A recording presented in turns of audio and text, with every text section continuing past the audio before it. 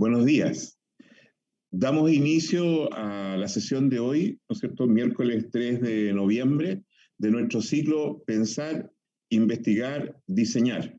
En este ciclo hemos reunido las diferentes aportes de investigación y proyectos que han realizado nuestros académicos del Departamento de Diseño de la Universidad de Chile. Este es un espacio de diversidad y de conversación sobre los distintos esfuerzos en búsqueda de conocimiento y cómo estos se transfieren a la comunidad tanto del diseño como de diversos ámbitos. En el día de hoy, para abrir nuestro ciclo, tenemos, ¿no es cierto?, al profesor Pablo Domínguez con una temática que cruza el diseño con otra de las disciplinas relevantes para la vida humana, ¿no?, como es la medicina. El profesor Domínguez ha dirigido varios proyectos al respecto, ha liderado estos proyectos y hoy día nos va a contribuir en mostrarnos cuáles son esos avances y cómo el diseño se abre un espacio muy relevante en una disciplina con mucho más antigüedad, con mucho más validación histórica, por así decirlo, y por ende es muy interesante, ya que abre espacios impensados, ¿no es cierto?, para el desempeño profesional del diseñador. Dicho esto, le doy la palabra al profesor Mauricio Tapia, coordinador de Extensión y Comunicación del departamento, para agregar, ¿no es cierto?, algún aspecto al respecto y continuar con la inauguración de hoy. Buenos días a todos y a todas. Como decía nuestro director, vamos a seguir con nuestro ciclo de charla. En esta oportunidad tenemos al profesor Pablo Domínguez con una charla que toca el tema de la medicina y cómo el diseño industrial y servicio puede interactuar y de alguna manera trabajar con diferentes disciplinas, en este caso la medicina. Bueno, dejo con ustedes al profesor Pablo Domínguez con la charla Diseño y Medicina, caso de desarrollo de proyectos. Muchas gracias, director. Muchas gracias, profesor Tapia. Voy a compartir aquí. Ya. Eso. Ahí se me cambió el zoom, entonces voy a, antes de comenzar, ordenar un poco, que se desordena todo. Ahí está. Ya. Muy buenos días, estimados y estimadas. Voy a hacer un desarrollo de múltiples proyectos que hemos ido implementando, que hemos ido diseñando en conjunto con el laboratorio del Instituto de Neurocirugía y la Facultad de Arquitectura y Urbanismo, ¿ya? Esto es en un marco de convenio de colaboración que tenemos entre la Facultad de Arquitectura y Urbanismo y la Facultad de Medicina, y que genera espacios de desarrollo multidisciplinario, de colaboración entre académicos, estudiantes, académicos de ambas facultades y estudiantes de diseño de pregrado y de medicina de posgrado. Ese es más o menos el contexto que estamos haciendo. Ya llevábamos prácticamente 3 años en el desarrollo. Partimos de forma muy incisiva, muy pequeña, muy al detalle, y ahora estamos, hoy en día estamos, a pesar de todo lo que sucedió en pandemia y de lo complejo que estuvo el ámbito de la medicina el año pasado, sobre todo, hemos continuado y hemos desarrollado proyectos que voy a comentar a continuación. Voy a hacer un recorrido completo. Los primeros proyectos, o sea, la primera etapa de los proyectos, que son proyectos educativos, ¿ya? Estos proyectos educativos están pensados tanto en estudiantes de medicina, ¿ya? Así como familiares en algunos casos. Es importante destacar que el instituto atiende a público, es parte de la red hospitalaria con especialidad en neurocirugía, ¿ya? Entonces atiende problemas puntuales de problemática de urgencia de neurocirugía en la zona central, en la región metropolitana, y a nivel nacional problema específico con respecto a la especialidad de neurocirugía. Y también genera la formación de estudiantes de esta especialidad. Aquí se puede ver un modelo educativo para entender la columna, ¿ya? Un trozo de columna, en este caso un trozo lumbar de columna, desarrollado desde modelación tridimensional. Todos los procesos que se desarrollan en el laboratorio, en el Neurolab, siguen el proceso genérico, digámoslo así, de un desarrollo o básico regular del proceso de desarrollo de diseño, tomando los modelos tridimensionales escaneados normalmente directos de pacientes.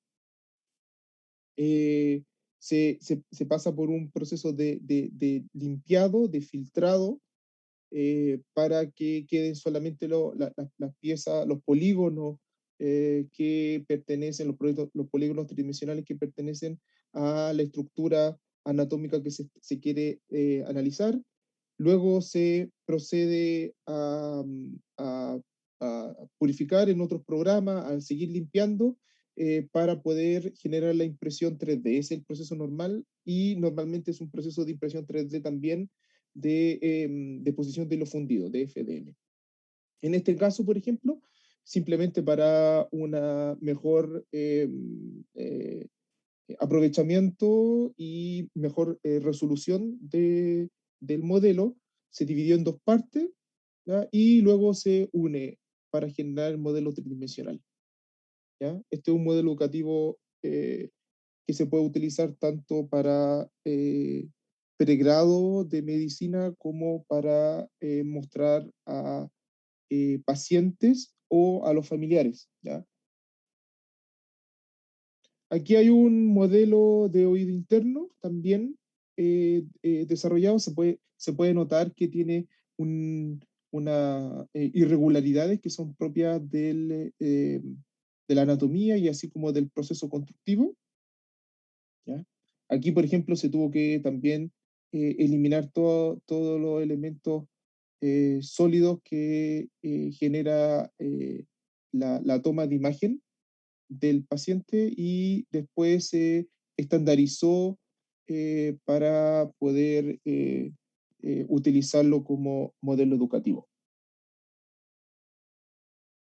Aquí hay otro que es de aneurisma, como es un instituto de neurocirugía, tratan muchos, o sea, una de las tantas intervenciones son aneurismas cerebrovasculares. Y aquí hay un modelo estándar de aneurisma para poder ser analizado y estudiado como modelo educativo. Aquí hay otro un poco más grande. Esto es bueno, casi todo, la mayoría están hechos uno a uno, pero este además abarca una mayor porción corporal, por lo tanto también requirió un análisis importante con respecto al proceso productivo, ¿sí? No tan solo el aislar las partes importantes que eran necesarias para poder generar este modelo educativo, también cómo poder encajarlo, armarlo, destacar, por ejemplo, el tema de colores, ¿sí? Pensar que la FDM que se tiene en el laboratorio es monocromática. Entonces, al realizar estos modelos educativos de colores, hay que pensarla productivamente, ¿ya? Entonces aquí se muestra un ejemplo, se destaca principalmente una intervención para poder generar respiración, ¿sí? Extracorpórea a la persona, ¿sí? Una tracotomía, con todos los trozos, las columnas, los elementos de columna, bueno, y todas las partes anatómicas importantes, relevantes que se ven involucradas en toda la explicación necesaria, principalmente para familiares. ¿Sí? La persona que ya está entubada, entonces se genera aquí, mira aquí, y le hicimos esto es lo que sucede, aquí le pasa esto, etcétera, etcétera, etcétera. Esos son la primera etapa, ¿ya? Para introducirse en el ámbito médico. Luego, dado que el instituto, como lo comenté anteriormente, también forma tanto estudiantes, bueno, principalmente de posgrado, de especialidad, pero también pensado en entrenamiento de pregrado del área médica, se generan modelos de entrenamiento quirúrgico específicos de ciertos eh, eh, eh, procedimientos eh, en neurocirugía, ¿ya? Aquí hay un ejemplo, uno de los ejemplos, este es uno de los ejemplos en temporalmente y en tamaño más grande que hemos desarrollado, en este caso, y además interesante de analizar, por eso lo traigo eh, para exponerlo. Aquí hay una múltiple proceso, análisis, fabricación y generación de materialidades distintas para poder simular de mejor forma el abordaje quirúrgico, en este caso de simulación de fijación lumbar, ¿ya? Desde la creación y la generación de los elementos, en este caso de las distintas piezas lumbares, pero también como es para fijación de columna, eh, se desarrolló un proceso de generación de material que pudiese simular de mejor forma eh, la, la, las distintas densidades del hueso lumbar, ¿ya? Recuerden que el hueso como es un elemento, bueno, vivo, y además tiene que soportar distintos tipos de carga, tiene que ser rígido en un sentido y flexible en otro, tiene una composición no completamente resistente de la misma forma en los tres ejes, ¿ya? Incluso al penetrar con un taladro, por ejemplo, se necesita generar las distintas durezas, ¿sí? Para que el neurocirujano pueda entrenar la perforación de los elementos de fijación mecánica para poder realizar la fijación completa del espacio que se está analizando, ¿sí? De las vértebras, la lumbar en este caso que se están entrenando, ¿ya? Tanto como incluso desde el inicio, desde el primer corte que se realiza en cuerpo, por eso que el material inicial tiene que ser lo más parecido al cuerpo humano. Eso existen materiales que generan la resistencia al corte e incluso simulan muy bien la pérdida de fluidos, sangrado, etcétera. Pero el tema de las lumbares fue un desarrollo súper interesante. El proceso fue principalmente generación de moldes, se imprime la pieza en 3D, se genera un molde en silicona, y este molde en silicona con varios procesos da la columna con las distintas densidades, dureza y densidades que simulan de mejor forma la lumbar en este caso. Se posicionan en el molde, aquí hay un molde de tamaño considerado, ya que también fue interesante cómo poder fabricarlo a través de una impresora estándar, y luego se recubre de este material símil al cuerpo para poder realizar, ahí están los calces y las piezas con mayor detalle. ¿Ya? También está pensado claramente en poder reposicionar, como un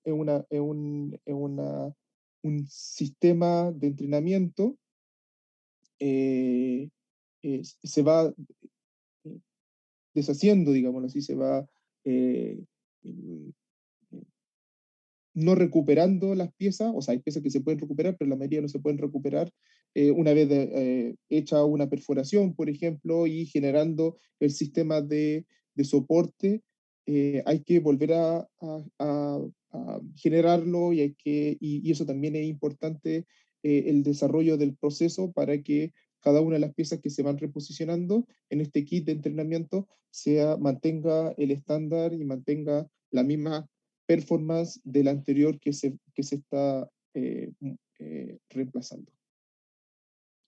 Aquí hay otro ejemplo de entrenamiento quirúrgico. Esto es para principalmente para intervenciones craneales, ¿sí?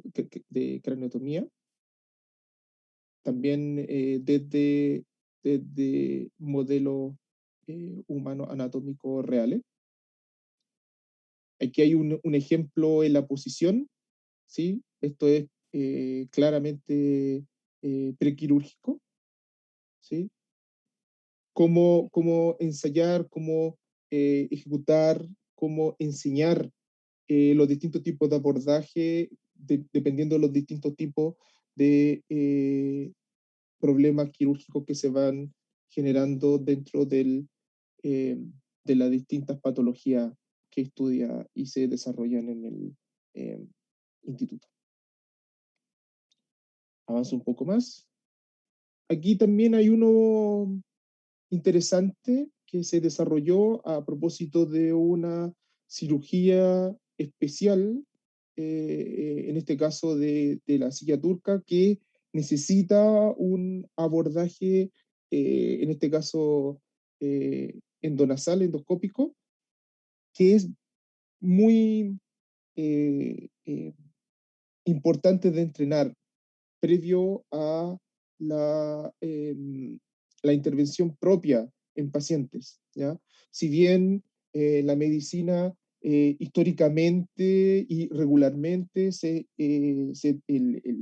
enseña en pabellón con, eh, con afecciones reales, con pacientes reales, es muy importante que eh, todos los especialistas tengan una mayor cantidad eh, de abordaje, de entrenamiento previo. Es como cuando un piloto de avión, ¿cierto? Que tenga la mayor cantidad de horas de simulación. Esto es, esto es el símil, ¿sí? La mayor cantidad de simulación con la mayor cantidad de problemas y de elementos reales que pueda tener, que le puedan aparecer para luego, cuando tenga el avión, lo pueda manejar de mejor forma. Sin embargo, en el avión también hay un primero con mayor cantidad de horas de vuelo y un segundo que es el que está aprendiendo. Lo mismo pasa en medicina. Hay un nivel de entrenamiento que inicialmente es muy importante. Bueno, hay todo un periodo teórico, pero después hay un entrenamiento que tiene que ver con el uso de herramientas, con el movimiento, con la toma de decisiones en función de lo que el profesor, profesora le vaya generando en el momento, ¿ya? Por lo tanto, estos modelos de entrenamiento tienen que ser lo bastante flexibles para abordar distintas problemáticas, pero a la vez bastante específico para poder entrenar ciertas habilidades propias de la problemática que se quiere entrenar, ¿ya? Eso es súper, súper importante y eso es complejo. Avanzo un poco más en otros ámbitos también muy importante y complicado de poder abrir la puerta, ¿ya? Esto, el convenio que se realizó y gracias a todo lo que el equipo creyó en el diseño, nos dieron la oportunidad de poder introducirnos dentro de la, de la problemática propia, completamente directa, que es el análisis de caso a caso para generar modelos preoperatorios. Esto es análisis, todos los demás fueron son, a pesar de que se generaron a partir de un modelo anatómico particular, se trataron de mantener los rasgos estándar, lo más estándar posible y lo más genérico para poder realizar eh, eh, eh, un apresto de conocimiento bastante estandarizado. En este caso, los modelos preoperatorios son de pacientes uno a uno, de afecciones que son muy específicas y que hay que generar, en este caso, modelos tridimensionales para que el equipo multidisciplinario de médicos, de doctores, puedan analizar cómo poder abordar de mejor forma el tratamiento, en este caso, el tratamiento quirúrgico de ciertas patologías específicas, ¿ya? Y eso es súper interesante porque hay que sentarse, entender muy bien cuál es lo que los médicos necesitan y lo que sí sirve y lo que no sirve para luego poder diseñar el mejor método de representar tridimensionalmente esa problemática. Y esto es en un tiempo lo más acotado posible. ¿Ya? Hay que pensar que este modelo representa a alguien que tiene ese problema y que eh, en algunos casos necesita una rápida solución. ¿Ya? En este caso, aquí hay, bueno, voy a obviar nombre y problemas específicos, pero ahí les dejo algunos modelos. Aquí hay otro, por ejemplo, también de una, de otras afecciones, ¿sí? Una craneosinostosis, craneosinostosis, que principalmente es una afección que genera un defecto normalmente de nacimiento, en donde genera un cierre prematuro de las distintas porciones de hueso craneal en niño en niña. ¿Ya? Entonces, si ven ahí, hay unos espacios y eso hay que irlo eh, eh, interviniendo en etapas sucesivas para que el cuerpo eh, genere este cierre de mejor forma. ¿Ya? Eh, Esto también, aquí hay dos casos distintos, no, no, no, la mandíbula inferior, el hueso mandibular, no se generó de otro color porque no interviene, si bien interviene dentro de la problemática, lo generamos en otra pieza, ¿ya? Porque la parte principal aquí es la parte craneal. Avanzo otro también muy recurrente, aneurisma cerebral, en este caso fue uno especial que fue gigante. También para poder abordarlo de mejor forma se realizó un modelo tridimensional para que los médicos pudiesen analizarlo de cómo poder abordarlo. ¿Ya? También súper interesante. Eh, otro elemento que también es preoperatorio, principalmente para recuperación de datos, en este caso, es un sistema de soporte para realizar toma de muestras de actividad cerebral en distintas partes. Ya este es un procedimiento bastante estandarizado, en el cual en posiciones muy específicas dentro del el cráneo se colocan estos tomadores eléctricos, de impulso eléctrico, y se le realiza un test, ¿sí? En el cual se sabe exactamente en qué parte tiene actividad, o de qué tipo de actividad, y etcétera, ¿ya? Son, si mal no recuerdo, 21 electrodos que se adhieren en parte específica, y para esto, bueno, es un tiempo prolongado, pero también va a depender del tamaño del cráneo del paciente, ¿ya? Entonces, tiene que ser lo suficientemente exacto para, para que la posición sea justa, pero también flexible para que se pueda adaptar. Y se desarrolló este proceso, este elemento que creo que, no lo puse, pero si se dan cuenta hay elementos individuales que son rígidos, principalmente para poner los electrodos, para que además calcen con los electrodos, y elementos flexibles para que se puedan adaptar de mejor forma. También un desarrollo eh, para tener datos preoperatorios. Avanzo en intervenciones directas, ¿ya? Esto es eh, una pieza que se hace de forma recurrente en el instituto, que es para hacer cranoplastías, ellos le llaman plastías.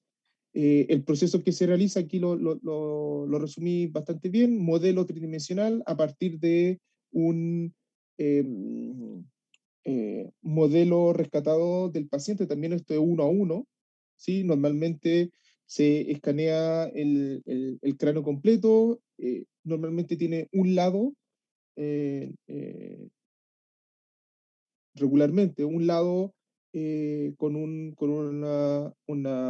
una pérdida craneal importante, por ejemplo, a propósito de un choque, a propósito de un cáncer, a propósito de una intervención que se realizó. Se le hace un espejo, se le hace una resta, y queda el trozo eh, eh, que falta, que hay que reponer en cirugía. Este trozo se modela, se genera un molde, normalmente son moldes fáciles, molde contra molde, otras veces tienen, a propósito de la porción craneal que falta, que hay que reponer, modelos complejos.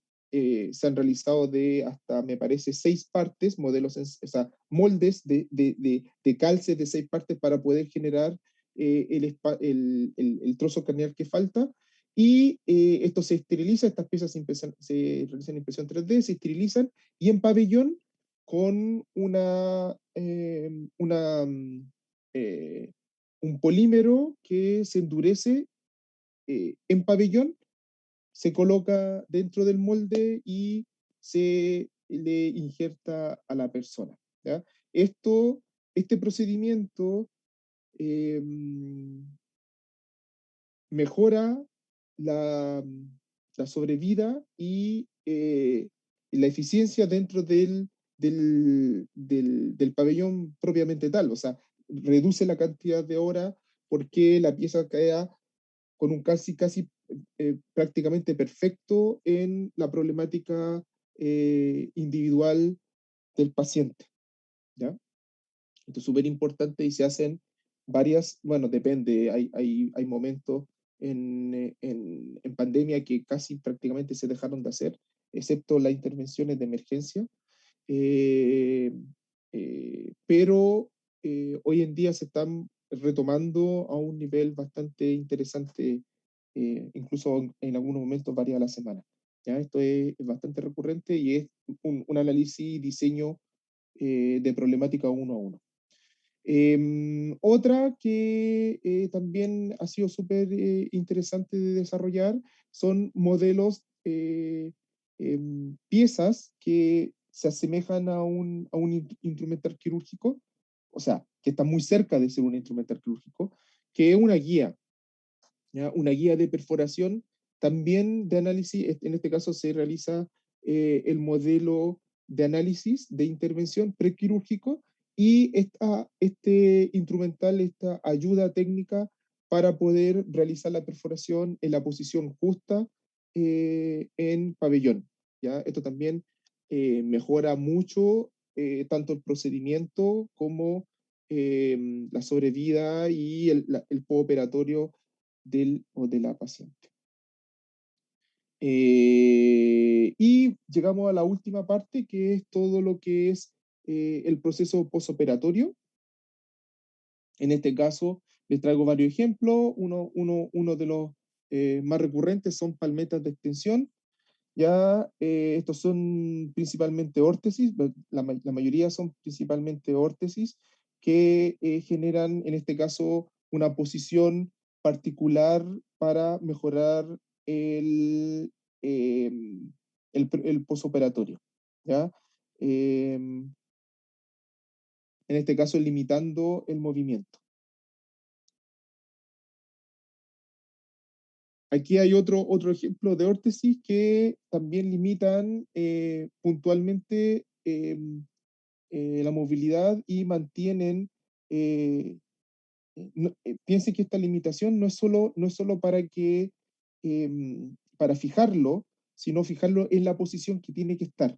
¿Ya? Eso es súper importante, y eso es parte del equipo multidisciplinario, eh, principalmente con las especialistas postoperatoria, ¿sí? Terapia ocupacional, kine, etcétera, que nos ayudan y nos dicen, miren, esta es la posición que necesitamos, esta es la forma de sujeción, y eh, lo modelamos y se desarrolla el proceso por impresión 3D. Otro ejemplo también muy interesante que ayuda al postoperatorio, en este caso a la recuperación, son estos conos que se desarrollaron de superficie con un nivel de textura, de irregularidad, que son súper estudiadas con el equipo, ¿ya? El equipo multidisciplinario, en este caso para la rehabilitación de motricidad fina. ¿Ya? Es para realizar distintos tipos de actividades, por ejemplo, calce prensil en pinza, en distintos, por eso que un cono genera con distintos diámetros, encaje, porque calzan uno con otro, etc. Hay otro de encaje que también ayuda a la rehabilitación de motricidad fina, con distintos elementos geométricos, ¿sí? Y distintos pesos, también, muy importante para poder ayudar a la recuperación. Aquí hay otro, un sistema antiequino, antipie equino, ¿sí? Para el posicionamiento, en este caso de estadía prolongada en cama, ¿ya? Para alguna intervención. Este es un ejemplo particular, pero lo tratamos de hacer lo más estándar posible para que esta afección se pueda hacer, o sea, esta afección que es recurrente en cierto tipo de intervenciones, y por lo tanto se puede utilizar para distintos tipos de pacientes, ¿sí? Aquí hay otro que se desarrolló también como soporte para cuchilla. Estos son ayudas técnicas, en este caso principalmente para darle mayor nivel de autovalencia al paciente en su proceso de recuperación postoperatoria. Sí, aquí dejé el mismo título, pero es un elemento de ayuda para poder generar una mayor generación muscular, ¿sí? Por eso que tiene ¿cómo se llama? Elementos elásticos que se pueden generar con distintos tipos de resistencia, y ayudar a generar la movilidad, ¿ya? Esto se enseña la utilización principalmente en el hospital, pero está la opción para que él o la paciente se lo lleve a su casa para poder entrenar y mejorar, acortar el proceso eh, de posible mejoramiento, ¿sí? El mes pasado fue el mes del ACV. En este caso, la mayoría de estos elementos son para accidentes cerebrovasculares, para los postoperatorios de accidentes cerebrovasculares. Aquí hay otro ejemplo de ayuda técnica, ¿sí? En este caso, para poder eh, ayudar a un, un, una actividad tan cotidiana para la mayoría de nosotros, pero que sin embargo es muy importante eh, para la autovalencia, para este caso particular, ya que es eh, poder alimentarse de forma autónoma. Y, estimados y estimadas, tengo 10 minutos para consultas o para ejemplificar algún desarrollo particular, si quieren, ¿sí? Voy a hacer un resumen por mientras. Tenemos distintas áreas. Lo hice pensando principalmente en el proceso con foco en el usuario, ¿sí? En este caso los pacientes, pero también la gente y los especialistas de medicina, ¿ya? Tenemos desde los entrenamientos, y no me hace clic, tengo que saltar así, ¿sí? Modelo educativo, entrenamiento, eh, entrenamiento prequirúrgico. En ambos casos hay tanto intervención de gente que es eh, externa a la lógica médica, pacientes, familiares, y gente que está estudiando, tanto pregrado como principalmente becadas de especialización, en este caso de neurocirugía. Eh, Desarrollo de distintos tipos de materiales, desarrollo de procesos, es muy importante. El proceso, generar el saltar de tecnología en tecnología, ¿sí? Aprovechando la actual circunstancia y el bajo costo de las tecnologías, tanto de modelación digital, de buenos niveles de software. Hay varios software que son de código abierto, de licencia abierta, que toman la tecnología estándar que existe en medicina, un TAC, por ejemplo, una tomografía, un combi, dependiendo de si es desde el área de dentista, por ejemplo, o médico más común. Ese elemento poligonal lo voy a mostrar en el que está todas las piezas. Aquí. ¿Sí? Si se fijan, en este modelo se notan los polígonos, ¿sí? Por eso hablo de modelo poligonal, ya que normalmente es de litografía, de polígono de elementos triangulares, de facetas triangulares. Eh, Hay que, la mayoría de los escáneres, de los TAC, entregan información con una definición bastante importante, ¿sí? Y eso hay que tomar la decisión, ¿sí? En términos de eficiencia de uso de software y de hardware, de el nivel o el tipo de mallado, de la densidad de mallada, o mejor aún, con distintos tipos, como aquí lo pueden ver, en las partes más bien con pequeña curvatura tienen polígonos que se pueden ver, pero al llegar al encaje con una curva eh, que es la cara que está por la parte de abajo de este volumen, tiene un polígono bastante denso que aquí se ve como una mancha negra, ¿ya?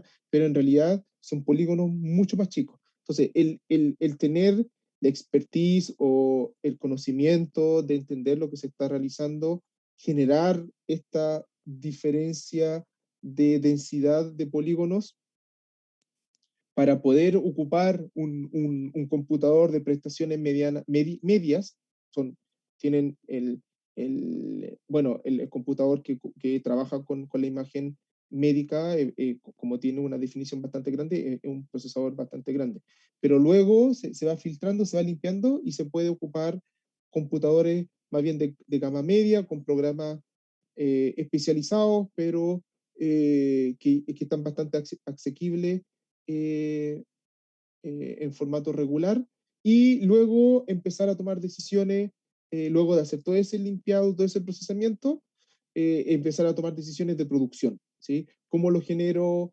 ¿En cuántas piezas lo coloco? ¿Qué tamaño tiene? Porque la limitante de la impresión, tenemos una impresora de tamaño estándar, no una mega impresora. Por lo tanto, si se sale un poco de los tamaños regulares, hay que pensar en calce, en encaje, en disminuir la cantidad de horas de impresión. Dice, el proceso se llama prototipado rápido, impresión rápida, pero un molde o un set de moldes puede demorar un día entero, ¿sí? En el cual hay que tener la certeza que al final van a estar todas las piezas que van a encajar de buena forma, porque el- no es un tema o no, sí, sí tiene que ver con el uso de pabellón, la cantidad de tiempo que el paciente va a estar finalmente con anestesia, o la probabilidad, entre mayor tiempo, la probabilidad de complicaciones siempre va aumentando. Entonces, que esta pieza salga en el menor tiempo posible es muy importante para el paciente, ¿ya? Pero también genera un elemento de dignificación, ¿sí? De estético, eh, de regularidad dentro de su anatomía, ¿ya? Que en formato normal, o lo que se hace regularmente es colocarle una malla, ¿sí? Una malla que con el tiempo termina cediendo y termina, y si es una parte importante craneal, se nota que hay algo que no es lo que debería de ser. Entonces genera un mejoramiento sustancial de vida del paciente, ¿sí? Eso es súper importante, y cada practicante que pasa por este proceso se le recarga, y es parte de lo que más les gusta. ¿Sí? El tener, el conocer, mira, esto es eh, Juanito tiene esta problemática, sentarse con los expertos, analizar el proyecto, desarrollarlo en un tiempo acotado, producirlo, y luego ver ese resultado que le benefició a alguien, que es parte del sistema público, es muy importante, muy gratificante. Estamos casi en el tiempo, y avanzo un poco más. Bueno, el tema de desarrollo uno a uno es súper importante. La mayoría de los proyectos, desde el prequirúrgico en adelante, son desarrollo uno a uno, ¿sí? De patología súper específica, de desarrollo. Mira, este tiene un abordaje de esta forma, en este ángulo, con este tamaño, con esta fijación, en esta posición, porque resulta que la L5 con la L4, resulta que tuvo una compresión producto no sé, pues tuvo una caída, etcétera, no sé qué, que tuvo un choque en una moto, etcétera, no sé qué, cayó de esta forma, que iba de acompañante, no sé. Entonces, la problemática específica, a pesar de que luego de varias, o de todo este tiempo, uno dice, no, mira, si hicimos algo parecido en tal momento, podemos tomar mucho aprendizaje, siempre va a haber variaciones específicas que hacen súper interesante el diseño. Estamos justo en el tiempo. Estimados, el último momento para preguntas, análisis. No, me dicen que no tenemos consultas. Muchas gracias. Profesor Tapia.